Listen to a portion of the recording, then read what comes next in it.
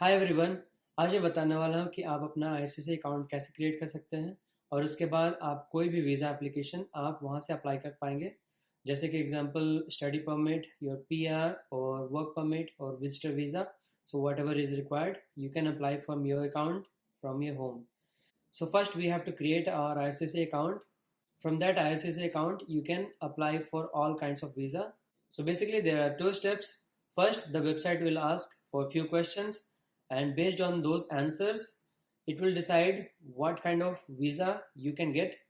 And once we have answered all the questions, the website will show what are the documents you are required, what are the forms you need to fill, and what will be the fees you need to pay. And in step 2, you will get 60 days of time before you can collect all the documents and fill up all those forms and then submit your application with the fee. So all these things can be done online, and from your account you can always check the status of your application process. So let's begin. तो सबसे पहले आपको जाना है IRCC की official website पे, जिसका link मैंने डिस्क्रिप्शन पे भी दिया है। तो जैसे ही आप उस पेज पे जाएंगे, यहाँ पे आपको लैंग्वेज सेलेक्ट करना है अपना, जो कि बेसिकली आप इंग्लिश सेलेक्ट करेंगे। और इस वेबसाइट पे आपको इमिग्रेशन से रिलेटेड सारे इन्फॉर्मेशंस मिल जाएंगे। फॉर एग्ज़ाम्पल क्या नए प्रोग्राम हैं, क्या नए एलिजिबिलिटी क्राइटेरिया है और क्या क्या चेंजेस आ रहे हैं इमिग्रेशन से रिलेटेड, सारा इन्फॉर्मेशंस मिल सकता है। यहाँ पे आप किसी भी तरह का वीज़ा अप्लाई करना चाहते हैं तो वो कर सकते हैं यहाँ पे। तो अप्लाई करने के लिए सबसे पहले हमें क्रिएट करना होगा अपना आईआरसीसी अकाउंट, जो कि आप यहाँ से साइन इन कर सकते हैं। इस पेज पे आके आपको अपना पहले अकाउंट बनाना पड़ेगा, जो कि आप यहाँ से आप रजिस्टर कर सकते हैं। अगर आपके पास ऑलरेडी अकाउंट है तो आप साइन इन कर लीजिए। सबसे पहले रजिस्टर कैसे करते हैं वो बताता हूँ। तो how to register an account, आपको यहाँ पे कुछ बेसिक इन्फॉर्मेशन मिल जाएंगे। ये ज़्यादा डिफ़िकल्ट नहीं है। Just click on register with GC की और इस पेज पे आकर आपको साइन अप करना है। साइन अप पेज पर आकर ये कुछ टर्म्स एंड कंडीशंस हैं और इसे आप एक्सेप्ट करते हैं। यहाँ पे आपको अपना यूज़र नेम डालना है, जो कि इस फॉर्मेट में होना चाहिए, और उसके बाद click on continue and then you have to create your password and then click continue. इस पेज पे आपको अपना recovery questions and answer set करना है, जो कि अगर आप पासवर्ड कभी भूल जाते हैं तो आपको उससे आप रीसेट कर सकते हैं। जैसे ही आपका ये रिकवरी क्वेश्चंस कंप्लीट हो जाता है, you click on continue. So you have successfully created your GC की। यहाँ पे टर्म्स एंड कंडीशंस है, इसको पढ़ के आप एक्सेप्ट करिए। फिर आपको यहाँ पे अपना अकाउंट क्रिएट करना है, जिसमें आपको अपने कुछ बेसिक इन्फॉर्मेशन फिल करने होंगे, जैसे कि आपका नाम जैसे आपका पासपोर्ट पे शो करता है वैसे आप यहाँ पे फिल कर दीजिए and then click on continue. इस पेज पर आकर आपको सिक्योरिटी क्वेश्चंस क्रिएट करने हैं। ये क्वेश्चंस डिफरेंट हैं, जो कि हमने पिछले पेज पर देखा था वो पासवर्ड रीसेट करने के लिए था, और यहाँ पे ये क्वेश्चंस आपको जब भी लॉगिन करेंगे तो आपको ये क्वेश्चंस पूछे जाएंगे, आपको सेम आंसर फिल करना है। तो मेक श्योर कि ये आप सारे आंसर्स नोट कर लें कहीं पे। Then we have to continue. So now you are in your accounts home page.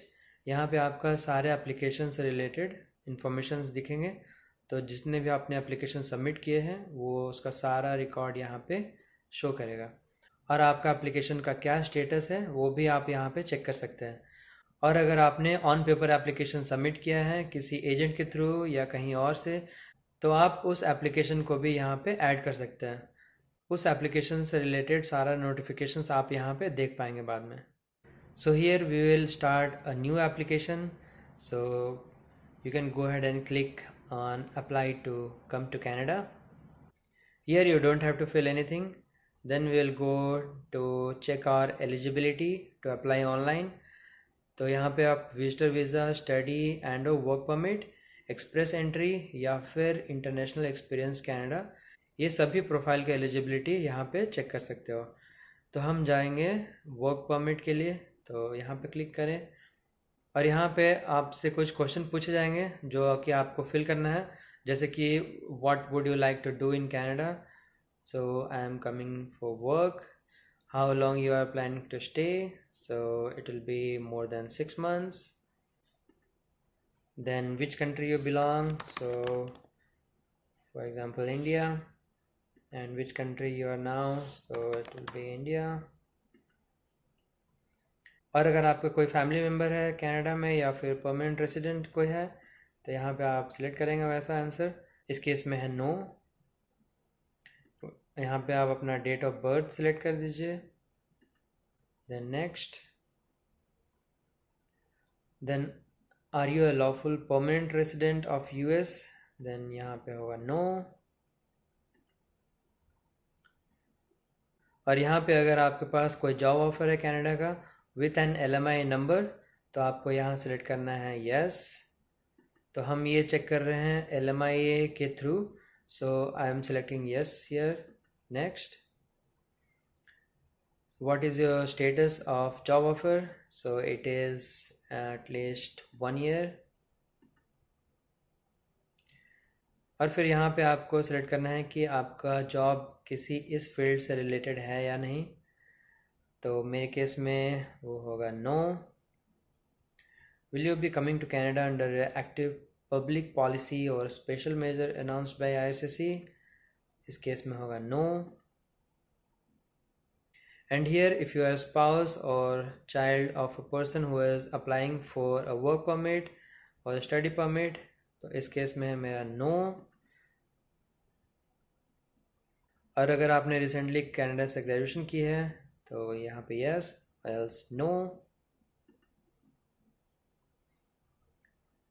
And here if you are married then select married, and your province of destination, so आप किस province में जा रहे हैं, कहाँ का आपका जॉब ऑफर है, वहाँ का आपका सिलेक्ट करना है। तो आपने जो भी इंफॉर्मेशन फिल किया होगा यहाँ पे आपको शो करेगा कि आपको किस टाइप का वीज़ा मिल सकता है। So will click on continue, और यहाँ से आपको एग्जैक्ट इंफॉर्मेशन फिल करना है। लास्ट में आपको बताया जाएगा कि कौन कौन से डॉक्यूमेंट्स आपको सबमिट करने हैं, और ऑनलाइन आप उसे अपलोड कर सकते हैं और आपका अपना वीज़ा एप्लीकेशन सबमिट कर सकते हैं।